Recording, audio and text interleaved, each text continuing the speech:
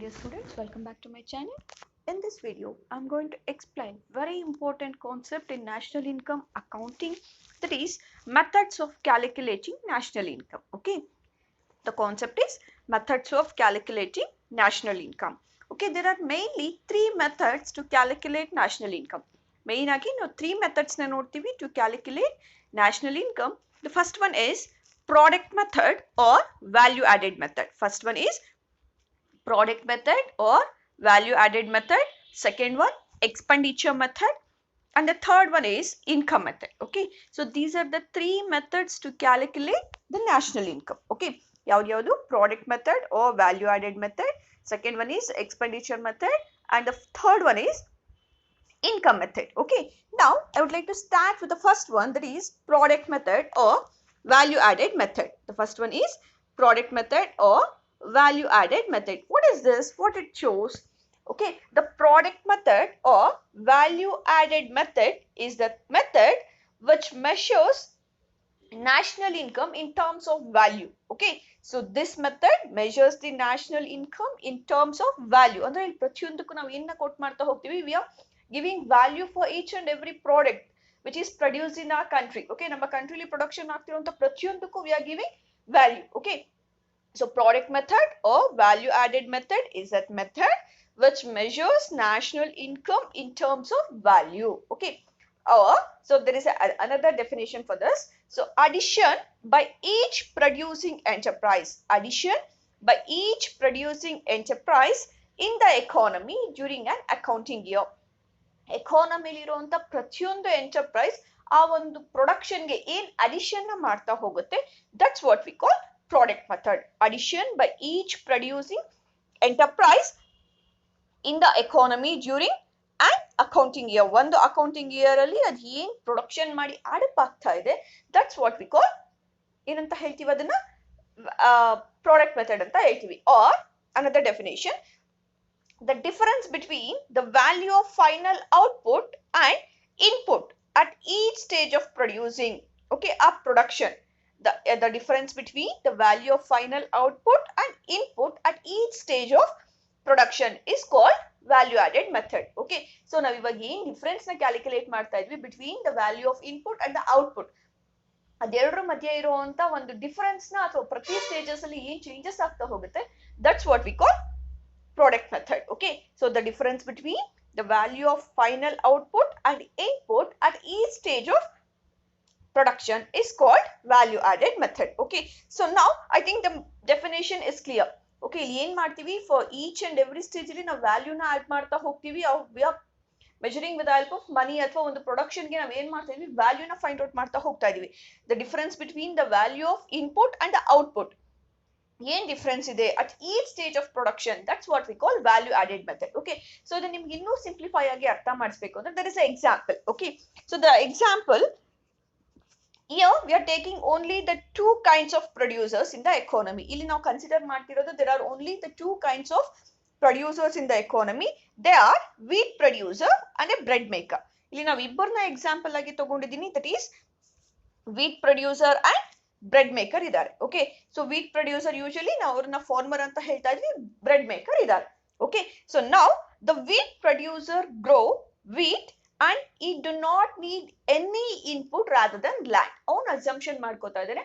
So now the wheat producer will produce the wheat. So for the production of wheat you need only a factor of production, that is land. Okay, and ಅವ್ನು ಏನ್ production ಮಾಡಿರ್ತಾನೆ, ಈ sell a part of wheat to the baker. ಅವ್ನು production ಮಾಡಿರೋ ಅಂತದ್ದಲ್ಲಿ ಒಂದು part ನ will sell to the baker. Okay, the baker do not need any other raw material besides wheat. Okay, so ನೆನ್ಪಿಟ್ಕೊಂಡು ಹೋಗಿ, just we are taking two producers in an economy. First one is a wheat producer and the second one is bread maker.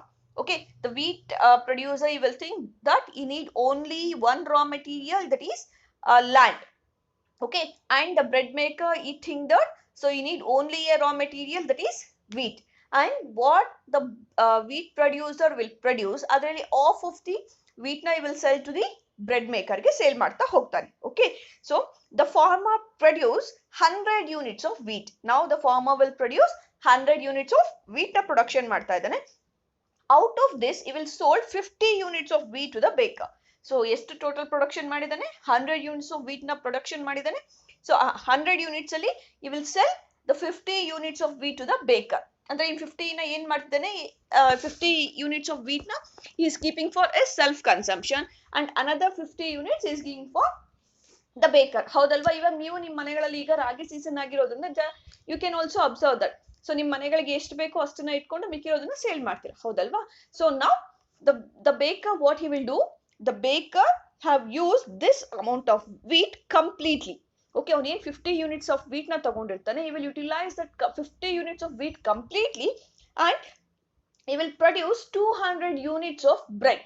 Okay, so the bread maker will utilize the 50 units of wheat entirely in a year and he will produce 200 units of bread. Okay, so the net contribution made by the baker is, so in net contribution ಎಷ್ಟಿದೆ? So can we say that that is 200 units ಅಂತ ಹೇಳ್ಬೋದಾ? No, because he have taken 50 units from farmer ಇಂದ ತಗೊಂಡಿದ್ದಾನೆ ಅಥವಾ wheat producer ಇಂದ ತಗೊಂಡಿದ್ದಾನೆ. So ಇಲ್ಲಿ ನಾವು ಏನ್ ಮಾಡ್ತಾ ಇದೀವಿ, ಅದನ್ನ ಡಿಡಕ್ಟ್ ಮಾಡ್ತಾ ಇದೀವಿ. So 200 minus 50, that is 150. So this is the contribution made by the baker.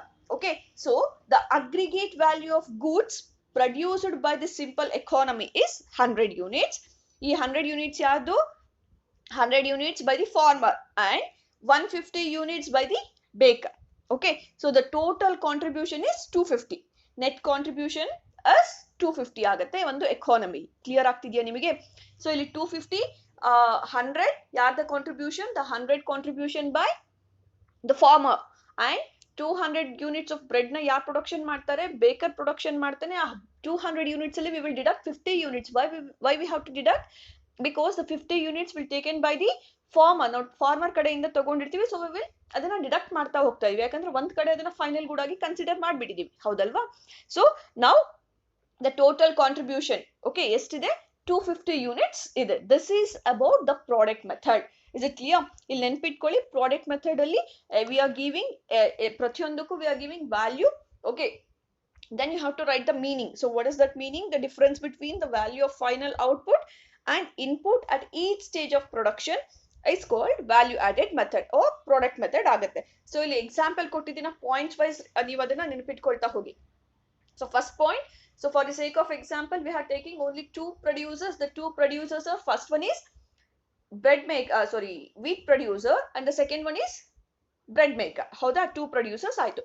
Now the wheat producer, he will think that he need only one factor of production, that is land, to produce the wheat. ಹೌದಾ? ಅವನಿಗೆ ಬೇಕಾಗಿರೋದು only one factor of production. ಯಾವ್ದದು? land ಮಾತ್ರ. So with the utilization of that land he will produce 100 units of wheat. Okay, so land utilize ಮಾಡ್ಕೊಂಡು he will produce 100 units of wheat. 100 units of wheat ಅಲ್ಲಿ he will keep 50 units of wheat for his self consumption and another 50 units he will sell to the baker. ಹೌದಾ? Now next point ಬರೆಯುವಾಗ, the baker will utilize entire 50 units of wheat and he will produce 200 units of bread. Okay, entire wheat na utilize ಮಾಡ್ಕೊಂಡು he will produce 200 units of wheat. Okay, bread. 200 units of bread ನ production ಮಾಡಿದ್ರು. So ಈಗ net contribution ಅಥವಾ total production ಎಷ್ಟಾಗಿದೆ ಎಕಾನಮಿಲಿ? So ಈಗ ನಾವು ಏನ್ ಮಾಡ್ಬೇಕು? we have to deduct the wheat from ಏನು ಬ್ರೆಡ್ ಮೇಕರ್ ಅಲ್ಲಿ ಬ್ರೆಡ್ ಮೇಕರ್ ಎಷ್ಟು ವೀಟ್ ನ ತಗೊಂಡಿದ್ದ ಅದನ್ನ we have to deduct. So now 200 minus 50, that is 150 ಆಯ್ತು. So net contribution by bread maker is 150.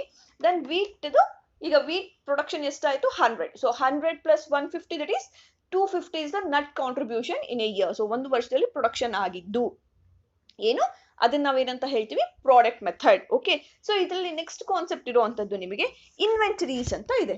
So have you heard the meaning of inventory? ಕೇಳಿಸ್ಕೊಂಡಿದ್ದೀರಾ ಯಾವತ್ತಾದ್ರೂ inventory ಅಂತ? So what is inventory? So inventories means the stock of unsold finished products. The stock of unsold finished goods or semi-finished goods or raw materials which will carry from one year to next year is called inventory. ಈ inventory ಅಂದಾಗ it's a stock of unsold finished product. ಅದು ರೆಡಿಯಾಗಿ ಮಾರ್ಕೆಟ್ಗೆ ಬಂದು sale ಆಗದೆ ಉಳ್ಕೊಂಡಿರುವಂತ product ಆಗಿರ್ಬೋದು, R semi finished product, ಅರ್ಧಂಬರ್ಧ ready ಆಗಿರುವಂತ ಗೂಡ್ಸ್ ಆಗಿರ್ಬೋದು, R raw materials. Okay, so which will carry from one year to another year. That's what we call inventories anta helತೀವಿ. Meaning is clear to you? The stock of unsold finished goods, semi finished goods, or raw materials which will carry from one year to another year is called inventory. Okay, for example, ಈಗ Sahyadri college ಅಂತ ತಗೊಂಡ್ರೆ, so Sahyadri ಕಾಲೇಜಲ್ಲಿ desk ಇದೆ, ಹೌದಾ, building ಇದೆ, which will we carry from one year to another year. ಅದೇನ್ ಪರೀಕ್ಷೆ ಆಗ್ತಿಲ್ಲಲ್ಲ, ಈ ಬ್ಯಾಚ್ ಹೊರಗಡೆ ಹೋಗಿದ ತಕ್ಷಣ ಪರೀಕ್ಷೆ ಆಗ್ತಿದ್ಯಾ? ನೋ, ಇಟ್ಸ್ ನಾಟ್ ಡೆಸ್ಟ್ರಾಯ್, ಹೌದಾ. ಸೊ ಇಂಥದ್ದೇ ನಾವೇನಂತ ಹೇಳ್ತೀವಿ? ಇನ್ವೆಂಟರೀಸ್ ಅಂತ ಹೇಳ್ತೀವಿ. ಅಲ್ಲಿ ಯೂಸ್ ಮಾಡ್ತಿರುವಂತ ಬೋರ್ಡ್ ಆಗಿರ್ಬೋದು, ಎಕ್ವಿಪ್ಮೆಂಟ್ಸ್ ಆಗಿರ್ಬೋದು, ಅಥವಾ ನೀವು ಸಿಸ್ಟಮ್ಸ್ ನ ಏನ್ ಯೂಸ್ ಮಾಡ್ತೀರಾ being a CN students, so ಇದೆಲ್ಲ ಏನು inventories. Okay, what is inventories? The stock of unsold finished goods, semi finished goods are raw materials which a firm carry from one year to another year is called inventory. ಅದು ಒಂದು ವರ್ಷದಿಂದ ಇನ್ನೊಂದು ವರ್ಷಕ್ಕೆ ಏನ್ carry ಮಾಡ್ತಾ ಹೋಗುತ್ತೆ ಅದನ್ನ ನಾವೇನಂತ ಹೇಳ್ತೀವಿ? ಇನ್ವೆಂಟರೀಸ್ ಅಂತ ಹೇಳ್ತೀವಿ. ಓಕೆ, ಸೊ ಇನ್ವೆಂಟರಿ ಅನ್ನೋದು it's an stock variable. Inventory is a stock variable. Okay, so and this inventory is treated as capital to the firm. Okay, so inventories ನಾವು ಕ್ಯಾಪಿಟಲ್ ಅಸೆಟ್ ಅಂತ, ಕ್ಯಾಪಿಟಲ್ ಅಂತ consider ಮಾಡ್ತೀವಿ to the firm. ಈಗ Sahyadri college ನೋಡಿ, ಅದು 1 year ಇಂದ ನಾವು another ಇಯರ್ಗೆ ಕ್ಯಾರಿ ಮಾಡ್ತಾ ಹೋಗ್ತಿದೀವಲ್ಲ, so it's an capital. And addition made to the stock of capital is known as investment.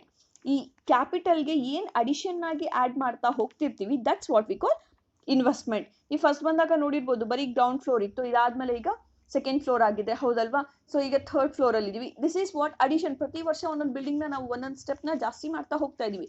This is what we call investment.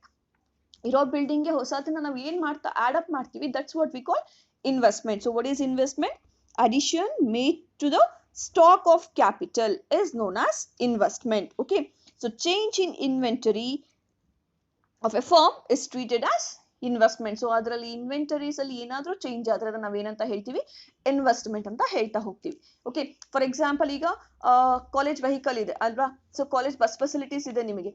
So bus facilities, buses ಏನಿದೆ, college buses, ಇದೆಲ್ಲ ಏನು? Inventory which will carry from one year to another year, ಹೌದಾ. ಅದ್ರ ಜೊತೆಗೆ ಇವಾಗ ನಮ್ಮ ಹತ್ರ ಏನು ಮಿನಿಮಮ್ 20 ಬಸ್ಸಸ್ ಇದೆ ಅಂತ ಕನ್ಸಿಡರ್ ಮಾಡ್ಕೊಂಡ್ರೆ, ಆ 20ಗೆ ಈ ಹೊಸ year, so if you add one more bus, that is what? Investment. Addition to that ಇರೋಂಥದ್ದಕ್ಕೆ ಎಕ್ಸ್ಟ್ರಾ ಏನ್ ಆಡ್ ಅಪ್ ಮಾಡ್ತಾ ಹೋಗ್ತೀವಿ, that is what we call inventories. The meaning of inventories is clear. The stock of unsold finished goods, semi finished goods or raw materials which a firm carry from one year to another year is called inventory. Okay, so inventories na ನಾವು capital ಅಂತ consider ಮಾಡ್ತಾ ಹೋಗ್ತೀವಿ, and addition made to the stock of capital is known as investment. Okay, so ಇದು ನಿಮಗೆ clear ಆಗಿದೆ. So main ಆಗಿ ನಾವು 3 major categories of investment ನ ನೋಡ್ತೀವಿ. ಸಾರಿ, 3 major categories of investment. The first one, the rise in the value of inventories of a firm over a year, which is treated as investment expenditure undertaken by the firm. Okay, so rise in the value of inventories. So inventories ಏನಾದ್ರೂ prices ಜಾಸ್ತಿ ಆಗಿ ಅದಕ್ಕೆ demand ಜಾಸ್ತಿ ಆಗ್ತಾ ಹೋದಾಗ, so ಅದಕ್ಕೆ returns ಜಾಸ್ತಿ ಬರುತ್ತೆ ಫರ್ಮ್ಸ್ಗೆ. So that's what we call investment expenditure. The next one, fixed business investment. Okay, so which is defined as the addition to the machinery, factory buildings, equipments. Okay, and equipments ಇದೆಲ್ಲ ಏನ್ ಬರುತ್ತೆ? Fixed business investments ಅಲ್ಲಿ ಬರುತ್ತೆ. And third one, residential investment. ಅಂದ್ರೆ residential investment ಅಂತ ಬಂದಾಗ ಅಲ್ಲಿರೋ ಎಂಪ್ಲಾಯೀಸ್ಗೆ ಹೌಸಿಂಗ್ ಫೆಸಿಲಿಟಿ ಕೊಡೋದಾಗಿರ್ಬೋದು, ಇದೆಲ್ಲ residential investment. Just for information sake I said you this 3. Now it's very important. Inventories ಅನ್ನೋ ಮೀನಿಂಗ್ ನಿಮಗೆ ಈ may ask for 2 mark. And ಇದ್ರಲ್ಲಿ ಬರುವಂತ concept that is unplanned accumulation of inventory and unplanned decumulation ಇದೆ, then planned accumulation of inventories and planned decumulation of inventories ಅಂತ you may ask for 4 mark. Okay, or sometimes you may ask for 6 marks also. So now the concept is unplanned accumulation of inventories. Okay, so what is unplanned accumulation? ಇಲ್ಲಿ ಹೆಸರೇ ಹೇಳ್ತಾ ಇದೆ. So unplanned accumulation, unplanned ಅಂದ್ರೆ ಏನು? ನಾವು expect ಮಾಡದೇ ಇರೋದು, ಹೌದಾ. So which is not planned, ನಮ್ಮ ಕಡೆಯಿಂದ ಏನ್ ಪ್ಲಾನ್ ಆಗಿಲ್ಲ. ಸೊ ಅಕ್ಯುಮಿಲೇಷನ್ ಅಂದ್ರೆ ಸೇರಿಸ್ಕೊಳ್ಳೋದು. ಏನ್ ಸೇರ್ತಾ ಇದೆ? ನಾವು ಈ ವರ್ಷ 500 ಯೂನಿಟ್ಸ್ ನ ಸೇಲ್ ಮಾಡ್ಬೇಕು ಅನ್ಕೊಂಡಿದ್ವಿ, ಬಟ್ ಏನಾಯ್ತು, ಅದು 500 ಯೂನಿಟ್ ಸೇಲ್ ಆಗಿದೆ, ಜಸ್ಟ್ 300 ಯೂನಿಟ್ ಸೇಲ್ ಆಯ್ತು. So the remaining 200 is considered as inventory. This is what we call unplanned accumulation. ನಾವು ಎಕ್ಸ್ಪೆಕ್ಟ್ ಮಾಡ್ದಾನೆ ನಮ್ಮ ಹತ್ರ ಉಳ್ಕೊಂಡ್ಬಿಟ್ಟಿರುವಂತದ್ದನ್ನ unplanned accumulation. Okay, so for example, ನೀವು ಫಸ್ಟ್ ಇಯರ್ ಅಲ್ಲಿ you people will think I want to get distinction. ಅಂದ್ರೆ 570 above ತಗೋಬೇಕು, ನನಗೆ fees ಕಟ್ಟೆ ನಾನು ಸಹ್ಯಾದ್ರಿ ಕಾಲೇಜಲ್ಲಿ ಓದ್ಬೇಕು, ಇಟ್ಸ್ ಯುವರ್ ಡ್ರೀಮ್ ಆಗಿತ್ತು, ಹೌದಲ್ವಾ? ನಾವು ಫಸ್ಟ್ ಬಿಗಿನಿಂಗ್ ಬಂದಾಗ ಹೇಳಿದ್ವಿ, ರೈಟ್? ಸೊ ಈಗ ಏನಾಗಿದೆ, ಸೊ ನಿಮಗೆ ಅದು ಏನು ಕೆಲವೊಂದು ಮಾರ್ಕ್ಸ್ ಇಂದ ಕಮ್ಮಿ ಉಳ್ಕೊಂಡ್ಬಿಟ್ರಿ. ಇದೇನು ಅನ್ಪ್ಲಾನ್, ನೀವು ಪ್ಲಾನ್ ಮಾಡಿದ್ದೆ ಒಂದು, ಆಗಿದ್ದೆ ಒಂದು, ಹೌದಲ್ವಾ? So unplanned accumulation of inventories, which means in case of an unexpected fall in the sales, firm ಏನ್ ಎಕ್ಸ್ಪೆಕ್ಟ್ ಮಾಡಿತ್ತೋ ಅಷ್ಟು ಸೇಲ್ ಆಗದೆ, ಓಕೆ, ಕಮ್ಮಿ ಸೇಲ್ ಆದ್ರೆ that's what we call unplanned accumulation ಅಂತ ಹೇಳ್ತೀವಿ. ಫಾರ್ ಎಕ್ಸಾಂಪಲ್, ನೀವು ಇವಾಗ ದೊಡ್ಡ ದೊಡ್ಡ ಮಾಲ್ಗಳಲ್ಲಿ ನೋಡ್ಬೋದು, ಸೇಲ್ ಕ್ಲಿಯರೆನ್ಸ್ ಅಂತ ಹಾಕಿರ್ತಾರೆ. ಯಾಕೆ ಸೇಲ್ ಕ್ಲಿಯರೆನ್ಸ್ ಹಾಕ್ತಾರೆ? ಬಿಕಾಸ್ ಅದು ಏನ್ ಎಕ್ಸ್ಪೆಕ್ಟ್ ಮಾಡಿತ್ತು ಅಷ್ಟು ಸೇಲ್ ಆಗದೆ ಉಳ್ಕೊಂಡಿರುವಂತದ್ದು, right? So the meaning, in case of an unexpected fall in sale, the firm will have unsold stock of goods, okay, which it not anticipated, okay. So adu expect mardene adra unexpected fall agbitre sales alli, that's what we call unplanned accumulation, okay. yen expect maditto ashtu sale agde kammi sale adre, that's what we call unplanned accumulation. andre 500 units of products na sale ಮಾಡಬೇಕು ಅನ್ಕೊಂಡಿತ್ತು, but it sell only 300, remaining 200 ಏನಾಗುತ್ತದು unplanned accumulation ಆಯ್ತು. That's what we call inventory ಅಂತ ಹೇಳ್ತೀವಿ. ನೋಡಿ, ಇಲ್ಲಿ example ಇದೆ ನಿಮಗೆ. For example, a firm produce shirts, okay, ಇಲ್ಲಿ ಹೇಳ್ತಿರುವಂತ ಎಕ್ಸಾಂಪಲ್, ಒಂದು ಫರ್ಮ್ ಶರ್ಟ್ಸ್ ನ ಪ್ರೊಡಕ್ಷನ್ ಮಾಡ್ತಾ ಇದೆ. It starts the year with an inventory of 100 shirts. So ಅದು ಈ ಇಯರ್ ನ ಬಿಗಿನಿಂಗ್ ಮಾಡ್ತಾ ಇದೆ ವಿತ್ 100 ಶರ್ಟ್ಸ್ ಆಫ್ ಇನ್ವೆಂಟರಿ. ಅಂದ್ರೆ ಲಾಸ್ಟ್ ವರ್ಷ 100 ಇನ್ವೆಂಟರೀಸ್ ಅದ್ರ ಹತ್ರ ಉಳ್ಕೊಂಡ್ಬಿಟ್ಟಿದೆ, ಅಂದ್ರೆ ಲಾಸ್ಟ್ ವರ್ಷ 100 ಶರ್ಟ್ಗಳು ಸೇಲ್ ಆಗದೆ ಅದ್ರ ಹತ್ರ ಉಳ್ಕೊಂಡಿದೆ. ಸೊ ಈ ಇಯರ್ ಅದನ್ನ ಕಂಟಿನ್ಯೂ ಮಾಡ್ತಾ ಹೋಗ್ತಾ ಇದೆ. So it starts the year with an inventory of 100 shirts. During the coming year it expect to sale 1000 shirts, okay. So ಅದು ಇಯರ್ ನ ಶುರು ಮಾಡಿದ್ದು, ಅದು ಇವಾಗ ಎಕ್ಸ್ಪೆಕ್ಟ್ ನೆಕ್ಸ್ಟ್ ಇಯರ್ ಅಲ್ಲಿ ಸೇಲ್ ಮಾಡಬೇಕು ಅನ್ಕೊಂಡಿರೋದು 1000 ಶರ್ಟ್ಸ್. ಆಲ್ರೆಡಿ ಇದ್ರ ಹತ್ರ ಎಷ್ಟಿದೆ? 100 ಶರ್ಟ್ಸ್ ಇದೆ, ಹೌದಲ್ವಾ? ಅಂದ್ರೆ ಅದು ಲಾಸ್ಟ್ ಇಯರ್ ಉಳ್ಕೊಂಡಿರುವಂತದ್ದು. Hence it produced 100,000 shirts expecting to keep an inventory of 100 shirts, okay. ಈ ಇಯರ್ ಅದು ಏನ್ ಮಾಡ್ತಾ ಇದೆ? it is planning to sell 1000 shirts ನ ಏನು ಸೇಲ್ ಮಾಡಬೇಕು ಅಂತ ಅನ್ಕೊಂಡಿದೆ, ಓಕೆ. ಅದರಲ್ಲಿ 100 shirts it will keep as inventory, okay. So however, during the year the sale of shirts fall and firm is able to sell only 600 shirts, okay. ಅದು ಅನ್ಕೊಂಡಿದ್ದು 1000 shirts ನ sale ಮಾಡಬೇಕು ಅಂತ, but ಈ year ಅದಕ್ಕೆ sale ಮಾಡಕ್ ಆಗಿದ್ದಂಥದ್ದು only 600 shirts. ನಾವು ಇದ್ರ ಹತ್ರ ಎಷ್ಟು ಉಳ್ಕೊಂತು? ದ 400 ಶರ್ಟ್ಸ್ ನ ಏನಂತ ಹೇಳ್ತೀವಿ? ಇನ್ವೆಂಟರೀಸ್, ಹೌದಾ? ಈ ವರ್ಷ ಪ್ರೊಡಕ್ಷನ್ ಮಾಡಿದ್ದು 1000, ಬಟ್ ಇಟ್ಸ್ ಅದ್ರ ಹತ್ರ ಟೋಟಲ್ ಇರುವಂತದ್ದು 1100. ಏನಿದು 1100? ಲಾಸ್ಟ್ ಇಯರ್ದು ಇನ್ವೆಂಟರಿ 100 ಇದೆ, ಈ ಇಯರ್ದು 1000 ಆಯ್ತು. 1000 ಪ್ಲಸ್ 100, 1100 ಆಯ್ತು. But the actual sale by the firm is only the 600 shirts. Remaining 400 ಈ 1000 ಅಲ್ಲಿ ಉಳ್ಕೊಂಡಿದೆ. ಸೊ 400 ಪ್ಲಸ್ ಲಾಸ್ಟ್ ಇಯರ್ದು 100, ಟೋಟಲಿ 500 ಶರ್ಟ್ಸ್ ಏನಾಯ್ತು? The total the 500 shirts is inventories, okay. So ಇದೇನಾಯ್ತು? Unplanned accumulation. ಅದು ಎಕ್ಸ್ಪೆಕ್ಟ್ ಮಾಡ್ದೇನೆ ಅದ್ರ ಹತ್ರ ಸ್ಟೋರ್ ಆಗ್ತಾ ಬಂತು. That's what we call unplanned accumulation, okay. So unplanned accumulation ಅಂದಾಗ unexpected fall in the sale of the products, okay. the 1000 shirts na sale ಮಾಡಬೇಕು ಅನ್ಕೊಂಡಿತ್ತು, but due to the market conditions only it can able to sell 600 shirts. remaining 400 ಏನಾಗ್ತಾ ಹೋಯ್ತು? the remaining 400 shirts is unplanned accumulation ಆಗ್ತಾ ಹೋಯ್ತು. is it clear to you? Now the unplanned decumulation, ಇದು accumulation ಆಯ್ತು. now the next one is unplanned decumulation. ಏನ್ decumulation ಅಂದ್ರೆ? So ಡಿಕ್ಯುಮುಲೇಷನ್ means decrease ಅಂತ ಹೇಳ್ತಾ ಹೋಗ್ತೀವಿ. ಏನ್ ಡಿಕ್ರೀಸ್ ಆಯ್ತು? ಯಾಕೆ ಡಿಕ್ರೀಸ್ ಆಯ್ತು? when there is a unexpected rise in the sale of that product, okay. when there is unexpected rise in the sales, that's what we call decumulation. ಏನ್ ಡಿಕ್ಯುಮುಲೇಷನ್ ಆಯ್ತು? ಅದ್ರ ಹತ್ರ ಮುಂಚೆ ಏನ್ ಸ್ಟೋರ್ ಆಗಿತ್ತು ಆ ಪ್ರಾಡಕ್ಟ್ಸ್ ಎಲ್ಲ ಏನಾಯ್ತು? ಈ ಸರಿ ಮಾರ್ಕೆಟ್ ಡಿಮ್ಯಾಂಡ್ ಜಾಸ್ತಿ ಆಗಿ ಸೇಲ್ ಆಗ್ತಾ ಹೋಗ್ಬಿಡ್ತು. ದಟ್ಸ್ ವಾಟ್ ವಿ ಕಾಲ್ ಡಿಕ್ಯುಮುಲೇಷನ್ ಅಂತ ಹೇಳ್ತೀವಿ. ಫಾರ್ ಎಕ್ಸಾಂಪಲ್ ನೋಡಿ, ಮುಂಚೆ ನಾವು ಯಾರು ಸ್ಯಾನಿಟೈಸರ್ಸ್ ಆಗಿರ್ಬೋದು, ಮಾಸ್ಕ್ ಆಗಿರ್ಬೋದು, ಇದನ್ನ ಜಾಸ್ತಿ ಯೂಸ್ ಮಾಡ್ತಿರ್ಲಿಲ್ಲ, ಹೌದಾ? ಅದು ಪ್ರೊಡಕ್ಷನ್ ಆದ್ರೂ ಅದ್ರ ಪಾಡ್ಗದು ಏನು ಇವರು ಮೆಡಿಕಲ್ ಸ್ಟೋರ್ ಅವ್ರು ತರ್ತಿದ್ರು, ಸ್ಟೋರ್ ಮಾಡಿ ಇಟ್ಕೊಂಡಿದ್ರು, ದೇವರ್ keep it as A inventory ಅಂತ ಇಟ್ಕೊಂಡಿದ್ರು. ಬಟ್ ಯಾವಾಗ ಕೊರೋನಾ ಬಂತು, ಆಟೋಮೆಟಿಕಲಿ ಅದಕ್ಕೆ ಡಿಮ್ಯಾಂಡ್ ಜಾಸ್ತಿ ಆಯ್ತು, ಅವ್ರ ಹತ್ರ ಏನ್ ಪ್ರೊಡಕ್ಷನ್ ಇತ್ತು, ಏನ್ ಇನ್ವೆಂಟರೀಸ್ ಇತ್ತು, the inventories has been decreased, ಹೌದಲ್ವಾ?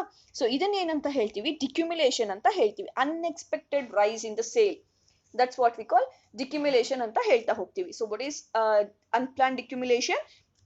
When there is unexpected rise in the sale, so that's what we call unplanned decumulation. Okay, for example nodi, if the sale of a firm had been increased more than 1000, okay, ಅಲ್ಲಿ ಏನ್ ಹೇಳ್ದೆ, ಅಲ್ಲಿ 1000 shirts ನ ಮಾತ್ರ sale ಮಾಡಬೇಕು ಅಂತ ಅನ್ಕೊಂಡಿದ್ರು, but unexpected ಆಗಿ it can able to sell only 600 ಅಂತ ಹೇಳಿದೆ. ನಾವು ಇಫ್ ದ ಫರ್ಮ್ ಪ್ರೊಡಕ್ಷನ್ ಮಾಡಿದ್ದೆ 1000 ಶರ್ಟ್ಸ್, ಅನ್ಎಕ್ಸ್ಪೆಕ್ಟೆಡ್ ರೈಸ್ ಆಗ್ಬಿಟ್ಟು ಯಾವುದು ಶರ್ಟ್ಸ್ಗೆ ಡಿಮ್ಯಾಂಡ್ ಜಾಸ್ತಿ ಆಗ್ಬಿಡ್ತು ಅಂದಾಗ, ಸೊ ಈ ಇಯರ್ ಅವ್ರು ಪ್ರೊಡಕ್ಷನ್ ಮಾಡಿದ್ದೆಷ್ಟು 1000, ಓಕೆ, ಬಟ್ ಸೇಲ್ ಆಗಿದ್ದೆಷ್ಟು 1050 ಶರ್ಟ್ಸ್ ಸೇಲ್ ಆಯ್ತು ಅಂದ್ರೆ, ಸೊ ಈ 15 ಎಲ್ಲಿಂದ ಯುಟಿಲೈಸ್ ಮಾಡ್ಕೊಂಡ್ರು, the 50 were utilised by the last year inventory. Okay, last year ಅವ್ರ ಹತ್ರ ಏನಿತ್ತು 100 ಇನ್ವೆಂಟರೀಸ್, ಸೊ ಅದರಲ್ಲಿ 50 ಸೇಲ್ ಆಗ್ಬಿಡ್ತು. This is what we call unplanned decumulation ಅಂತ ಹೇಳ್ತಾ ಹೋಗ್ತೀವಿ. Okay, so if the sale had been 1050, then not only the production of 1000 shirts